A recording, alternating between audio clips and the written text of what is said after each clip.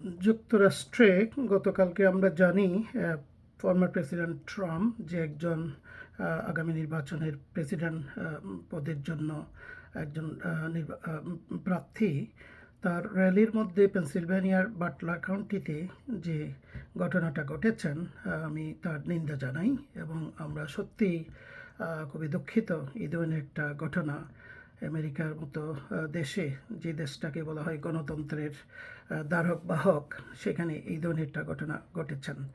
তো আমি মনে করি যে জাতি, ধর্ম, বর্ণ, রাজনীতি নির্বিশেষে প্রত্যেকেরই এখন এগিয়ে আসা উচিত এই ধরনের ঘটনা যাতে ভবিষ্যতে আর না ঘটে।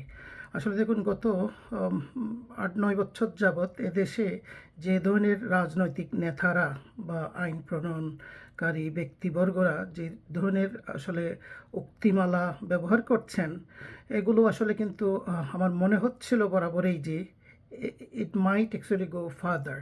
কারণ এদেশে আমরা জানি বিভিন্ন ধরনের মানসিক অসুস্থ লোক আছে, এখানে বিভিন্ন ধরনের সন্ত্রাসবাদী লোক আছে, তারা এই ধরনের সুযোগগুলোকে কিন্তু লুফে নেয়।